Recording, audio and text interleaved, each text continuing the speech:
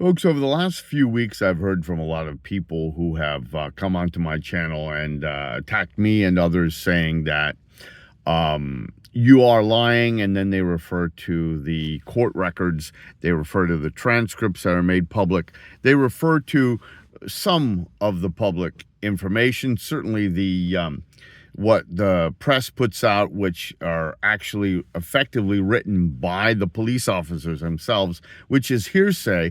The fact is that you hear one side of the story. So we've tried on this channel and on others, like Stinging Back and Lady Justice Myth and others, to tell the other side of the story.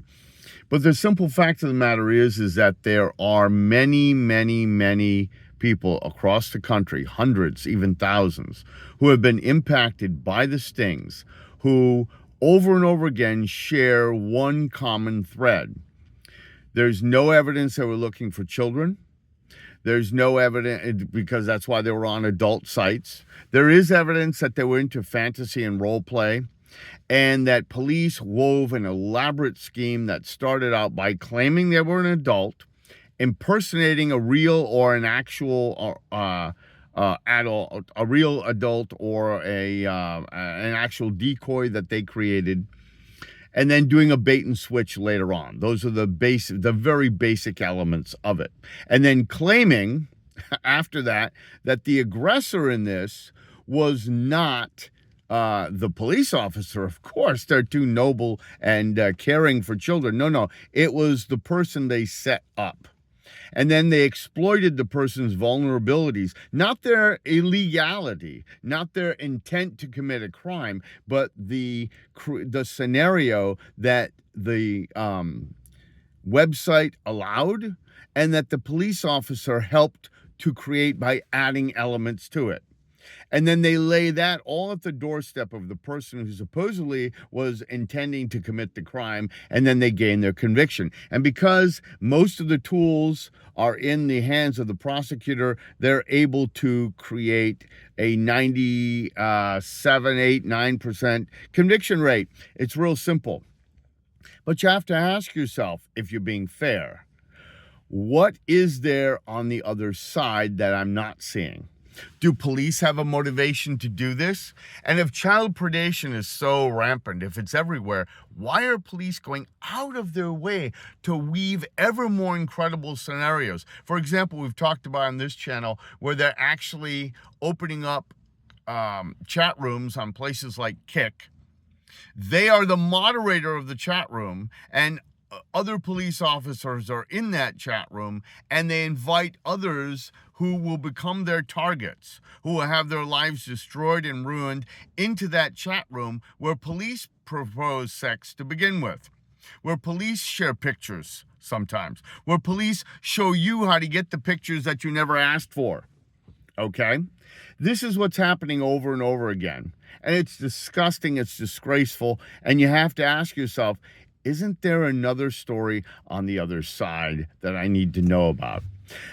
In my case, you have Detective Robert Bauer, who looks like a great hero. I'm going to do something on him here, including share the text messages between us early on, where I expose what I'm about to tell you here, where he, in 2012, about 6 years before he came after me, he had tried to ruin this woman's life, and actually did ruin her life, but she got back at him. And what he did was a traffic stop on a tip, which turned out to be wrong. However, it was very embarrassing for this person.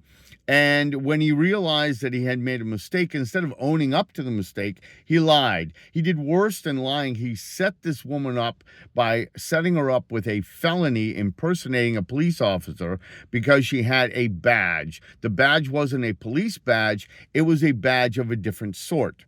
And he kept barking up that tree and insisting that she was a police officer.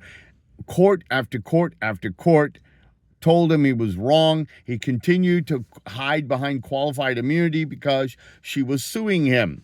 And that's what cops always do. They say, even if I was wrong, I had a cognizable reason why I should have been right on there, and I should not have been attacked because I'm just a noble police officer.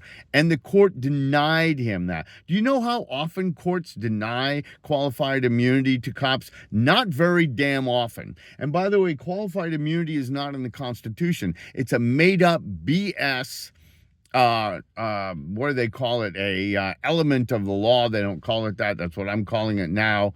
A doctrine. That's what it is. A made up doctrine found nowhere in the Constitution. It's based on the principle that, we got to believe police officers because they swore an oath. They have a badge. That's what the magistrate said when Detective Bauer dragged me in front of her. I said, this was all ridiculous. He made up this entire scenario. There's no sex talk. There's nothing. There's no picture. I don't know what he's talking about. And of course, because I'm the guy, even though I was a teacher for 30 years, nobody ever came forward and said anything. There was no discipline reports. There's nothing. I was rated highly effective as a teacher. I had a history of helping children that everybody knew about. I was now damaged goods. But this lying police officer, now he's a lieutenant in there. So remember, folks, there's two sides of the story. And it's time you start listening to all the people who are the damaged goods, because they have a story to tell, and it's largely the same story. And when we go to police and we ask them for all the statistics of all the people that they have saved, they refuse to give it to us. They refuse to talk about what it is they do on these sites. They refuse, and they hide behind sources and methods, right? Well, if the methods were so great and so typical and, and so honorable, why don't you bring them up? After all, you talk at length about what traffickers do. You talk about what child predators do. You have helplines, and you have sites on pages on your state patrol sites and everything going into great detail about this. But somehow you're not going to talk about what you do. And you know why? Because what you do is illegal, unethical, and immoral. And more of it is coming out. So you have to ask yourself, what is it that these other people are saying? Why is it that their stories are all the same? I think that that's worthy of at least as much scrutiny.